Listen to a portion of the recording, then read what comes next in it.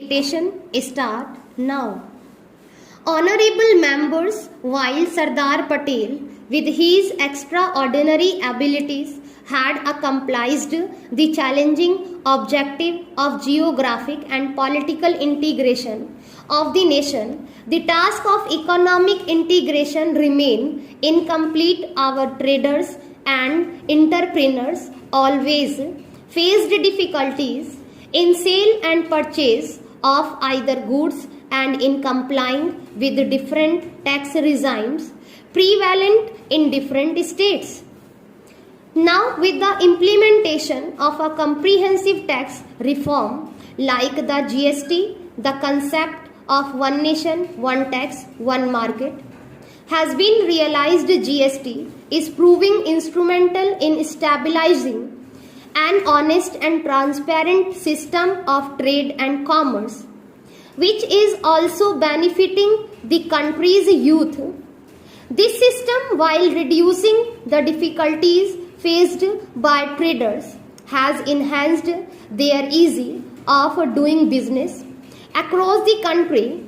I congratulate my compatriots for wholeheartedly embracing the new system in a short span of time in the interest of a better future for the country. In spite of the initial bottlenecks, my government is continuously improving the GST regime, keeping in view the suggestions being received from the business community. The primary focus of my government has been to enable our youth to earn their livelihood with dignity while also creating employment opportunities for others. In order to facilitate self-employment, my government has introduced wide-ranging reforms which are being appreciated globally. As a result of these reforms, India's position has improved by 65 places in the ease of doing business ranking from 142 in 2014 to 77 now. This is an extraordinary achievement, honorable members. During the last 4.5 years, the economy of the country has been growing at a rate of 7.3% on an average. India is playing a significant role in international trade, while India's contribution to the world GDP was 2.6% in 2014. It has increased to 3.3% in 2017. As per the reports, India has emerged as the sixth largest economy in the world. This is an opportune moment for the country to play a decisive role in the fourth industrial revolution, and my government is committed to ensure that our citizens take full benefit of this opportunity. As a result of the Make in India initiative, effective outcomes in the field of industrial development and employment generation are clearly visible.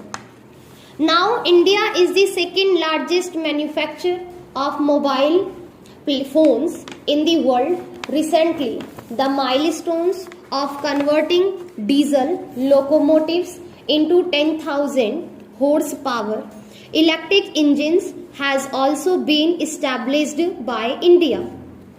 As a part of Make in India initiative, Asia's largest medical tech zone is being established in Andhra Pradesh.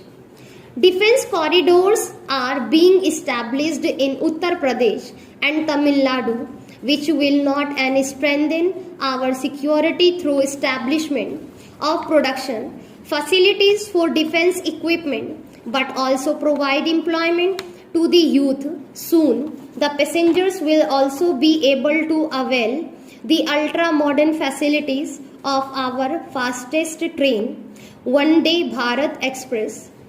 I also want to congratulate the scientists and engineers of our country who are tirelessly working for recognition of India's prowess in this era of modern technology. The scientists and engineers from ISRO in particular are proving their preeminent position in the world by setting new records in launching satellites. I, on behalf of the nation, convey our best wishes to our scientists and engineers for mission Gaganyaan.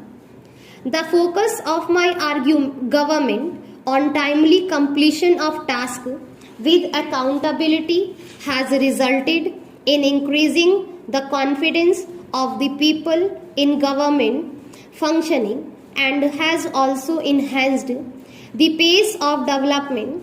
My government has established a reputation for time-bound completion of projects. Many projects where delays in completion had become synonyms with justice to common people of this country, such as India's longest Bogibeel railroad bridge in Assam, Western Peripheral Expressway near Delhi Kollam bypass in Kerala have been fast-tracked and completed. By completing these projects, my government has done justice to the resources of the nation and aspirations of the people. Developing modern infrastructure for economic development as per the needs of 21st century is the aspiration of every Indian, especially the middle class, sensitive to aspirations. My government is completing new projects at a fast pace. The airport terminal constructed at Prayagraj in a record period of 11 months is an evident example. Last year, the country's first container vessel sailed along the national waterway from Kolkata and reached Varanasi.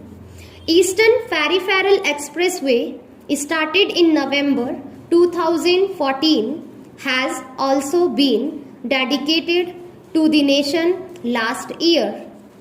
My government believes that eastern part of India, comprising East Uttar Pradesh, Bihar, West Bengal, Odisha, and the states of Northeast, has the potential to become a new growth engine. Therefore, my government is relentlessly striving to strengthen the infrastructure related to railways, highways, waterways, and airways in eastern India. Under Udan Yojana, 19 new airports are being built in eastern India, and of these 5 are coming up in the northeast.